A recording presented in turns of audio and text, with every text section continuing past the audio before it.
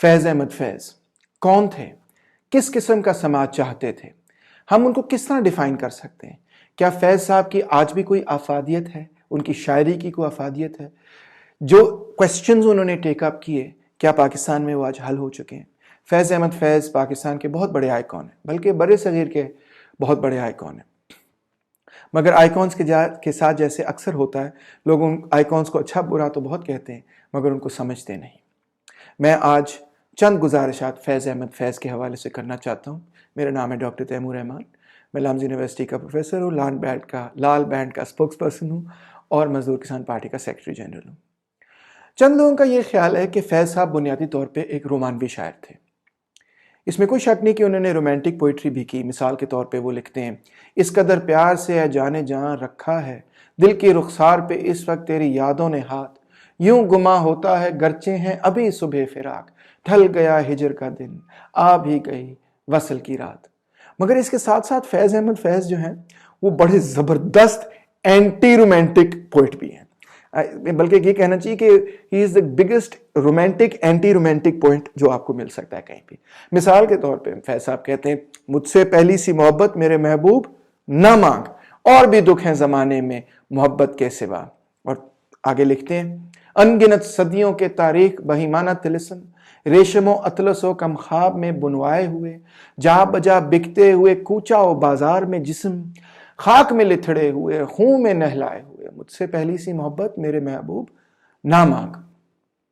کچھ لوگ یہ کہتے ہیں کہ فیض صاحب بنیادی طور پہ امن پسند تھے، مگر پھر یہ نظم بھی ملاحظہ فرمائیے کہ تم یہ کہتے ہو وہ جنگ ہو بھی چکی جس میں رکھا نہیں کسی نے قدم، کوئی اترا نہ میدان میں دشمن نہ ہم، کوئی صف بن نہ پائی نہ کوئی علم، منتشر دوستوں کو صدا دے سکا، اجنبی دشمنوں کا پتہ دے سکا، تم یہ کہتے ہو وہ جنگ ہو بھی چکی جس میں رکھا نہیں ہم نے اب تک قدم۔ کچھ لوگوں کا یہ خیال ہے کہ فیض صاحب جو ہیں پیٹریٹ تھے یا نیشنلسٹ تھے، مگر میں یہ دیکھتا ہوں کہ پاکستان کے عوام سے ان کو بہت پیار تھا۔ شاید حکمرانوں سے پیار نہیں تھا، حکومتوں سے پیار بالکل بھی نہیں تھا، ایوانوں سے پیار نہیں تھا، ایوانوں میں بیٹھے ہوئے لوگوں سے بھی پیار نہیں تھا، مگر غریب عوام سے انتہا درجے کا پیار تھا۔ یہ جو زینب کا بھی واقعہ ہوا، جب میں اس کے بارے میں سوچتا ہوں تو مجھے فیض صاحب کی یہ والی نظم یاد آتی ہے۔ وہ کہتے ہیں کہ نثار میں تیری گلیوں پہ اے وطن کے جہاں، چلی ہے رسم کہ کوئی نہ سر اٹھا کے چلے، جو کوئی چاہنے والا طواف کو نکلے، نظر چرا کے چلے، جسم و جاں بچا کے چلے، یوں ہی ہمیشہ الجھتی رہی ہے ظلم سے خلق، نہ ان کی رسم نئی ہے نہ اپنی ریت نئی، یوں ہی ہمیشہ کھلائے ہیں ہم نے آگ میں پھول، نہ ان کی ہار نئی ہے نہ اپنی جیت نئی۔ جب وہ لیبنان میں جلا وطن تھے، ضیاء الحق کا دور تھا، تو لیبنان کے بعد وہ لندن بھی گئے تو انہوں نے یہ نظم سنائی، انتہائی خوبصورت۔ میرے دل میرے مسافر ہوا پھر سے حکم صادر، کہ وطن بدر ہوں ہم تم دیں گلی گلی صدائیں، کریں رخ نگر نگر کا کہ سراغ کوئی پائیں، کسی یار نامہ بر کا ہر ایک اجنبی سے پوچھیں، جو پتا تھا اپنے گھر کا سر کوئے ناشنایا، ہمیں دن سے رات کرنا، کبھی اس سے بات کرنا کبھی اس سے بات کرنا، تمہیں کیا کہوں کہ کیا ہے شب غم بری بلا ہے، ہمیں یہ بھی تھا غنیمت جو کوئی شمار ہوتا، ہمیں کیا برا تھا مرنا اگر ایک بار ہوتا۔ اور جو آخری سینٹنس ہے یہ انہوں نے مرزا غالب سے لیا۔ کیا فیض صاحب روایت پسند تھے؟ ایک پوئم میں لکھتے ہیں، آئیے ہاتھ اٹھائیں ہم بھی، ہم جنہیں رسم دعا یاد نہیں، ہم جنہیں سوز محبت کے سوا کوئی بت کوئی خدا یاد نہیں۔ مگر ساتھ ساتھ ان کا نان کنفارمزم بھی ہے، جس طرح فیض صاحب کہتے ہیں، آئے کچھ ابر کچھ شراب آئے، اس کے بعد آئے جو عذاب آئے، بام مینا سے مہتاب اترے، دشت ساکی میں آفتاب آئے۔ اور مرزا غالب تو بڑے نا امید تھے، فیض صاحب ہمیشہ پر امید نظر آتے ہیں۔ مثال طور پہ وہ لکھتے ہیں، دل نا امید تو نہیں ناکام ہی تو ہے، لمبی ہے غم کی شام مگر شام ہی تو ہے۔ پھر ایک اور جگہ، گلوں میں رنگ بھرے باد نو بہار چلے، چلے بھی آؤ کہ گلشن کا کاروبار چلے۔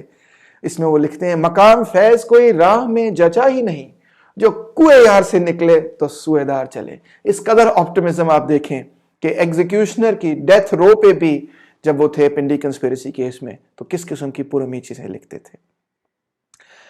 تو ہمیشہ فیض صاحب میں غریبوں کا، مزدوروں کا دکھ ان کی شاعری میں نظر آتا ہے۔ مثال کے طور پہ میری جو فیوریٹ پوئم ہے فیض صاحب کی وہ ہے رقیب سے، جس میں وہ لکھتے ہیں، ہم نے اس عشق میں کیا کھویا ہے کیا پایا ہے، جز تیرے اور کو سمجھاؤں تو سمجھا نہ سکوں۔ عاجزی سیکھی، غریبوں کی حمایت سیکھی، یاس و ہرمان کے دکھ درد کے معنی سیکھے۔ جب کبھی بکتا ہے بازار میں مزدور کا گوشت، شاہراہوں پہ غریبوں کا لہو بہتا ہے۔ آگ سی سینے میں رہ رہ کے ابلتی ہے، نہ پوچھ، اپنے دل پہ مجھے قابو ہی نہیں رہتا ہے۔ کیا وہ صوفی تھے؟ فیض صاحب اپنی بڑی مشہور نظم میں لکھتے ہیں، اٹھے گا انالحق کا نعرہ، جو میں بھی ہوں اور تم بھی ہو، اور راج کرے گی خلق خدا، جو میں بھی ہوں اور تم بھی ہو۔ ہم دیکھیں گے، لازم ہے کہ ہم بھی دیکھیں گے۔ کیا ان کو پیسے کا کوئی شوق تھا؟ سرمایہ داری نظام کا، سرمایہ کا کوئی شوق تھا؟ فیض صاحب کہتے ہیں، شیخ صاحب سے رسم و راہ نہ کی، شکر ہے زندگی تباہ نہ کی۔ بات یہ ہے کہ فیض صاحب بنیادی طور پہ ان تمام چیزوں کو ایک سنتھسس میں جوڑتے ہیں۔ وہ کئی چیزیں ان کے شاعری میں آپ پائیں گے۔ مثال کے طور پہ ان کی شاعری میں آپ کو کیٹس اور شیلی جو رومانٹک پوئٹس ہیں، انگریزی کے رومانٹک پوئٹس ہیں، وہ بھی ان کی سوچ اور ان کی جھلک بھی نظر آئے گی۔ ان کی شاعری میں ایک بنیادی ایلیمنٹ جو ہے وہ یہ ہے کہ مارکس اور اینگلز اور لینن کی جو سوشلسٹ سوچ ہے وہ آپ کو نظر آئے گی۔ ان کی شاعری میں آپ کو ہماری اپنی شاعری کی روایات نظر آئیں گی۔ آپ کو یہ نظر آئے گا کہ کس طرح سے غزل کو انہوں نے سیاسی رنگ کے اندر ڈھالا، جو کہ ایک لو پوئم ہے، انہوں نے اس کو ایک سیاسی پوئم بنا دیا۔ جس طرح فیض صاحب کہتے ہیں کہ قتل گاہوں سے چن کر ہمارے علم، اور نکلیں گے عشاق کے قافلے، جن کی راہ طلب سے ہمارے قدم، مختصر کر چلے درد کے فاصلے، کر چلے جن کی خاطر جہاں گیر ہم، جہاں گوا کر تیری دل بری کا بھرم، ہم جو تاریک راہوں میں مارے گئے، ہم جو تاریک راہوں میں مارے گئے۔ یہ انہوں نے جولیس روزنبرگ کے پوائنٹ آف ویو سے ایتھل روزنبرگ کے لیے لکھی، جو جن دونوں کو الیکٹرک چیئر دی گئی 1950s میں امریکہ میں۔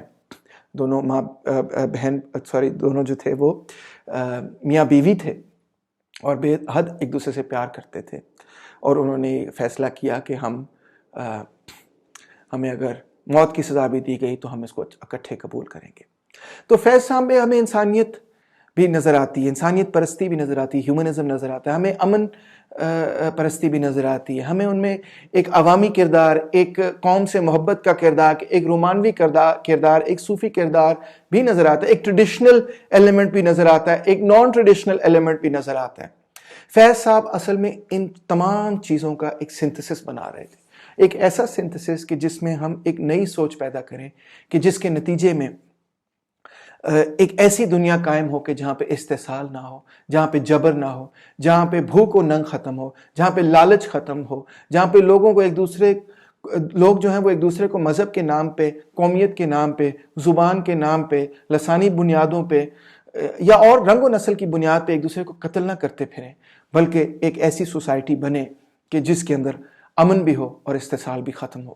اس لیے فیض احمد فیض کے حوالے سے میں کہتا ہوں کہ پاکستان کی عوام کی جو امیدیں ہیں، ان کا جو غم ہے، ان کے اندر جو روشنی ہے، ان کے اندر جو سایہ ہے، ان کے اندر جو تلخی ہے اور ان کے اندر جو خوشی ہے، ان کے اندر جو عشق ہے اور جو انقلابی تمنا ہے، وہ سب چیزیں آپ کو جو ہے فیض احمد فیض میں ملتی ہیں۔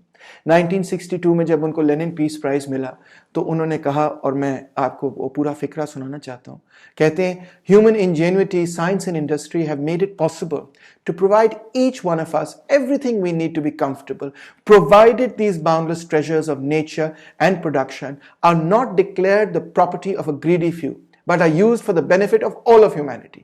اس میں صاف ان کی سیاسی سوچ واضح ہو جاتی ہے کہ سائنس اور ٹیکنالوجی کے نتیجے میں وہ تمام چیزیں پیدا ہو گئیں کہ ہر انسان جو ہے ایک اچھی زندگی گزار سکتا ہے، مگر شرط یہ ہے کہ چند لوگوں کی وہ اجارہ داری بن کے نہ رہے، بلکہ لوگ اس کو استعمال کریں تمام سماج کی فلاح و بہبود کے لیے۔ آگے لکھتے ہیں فیض صاحب، however this is only possible if the foundations of human society are based not on greed, exploitation and ownership, but on justice, equality, freedom and welfare of everyone. I believe that humanity, which has never been defeated by its enemies, will after all be successful. At long last, instead of wars, hatred and cruelty, the foundation of humankind will rest on the message of the great Persian poet Hafiz Shiraz, who says, every foundation you see is faulty except that of love which is faultless. यानी कि उन्होंने प्यार को और समाजी तब्दीली के पैगाम को दोनों को कितनी खूबसूरती से जोड़ा।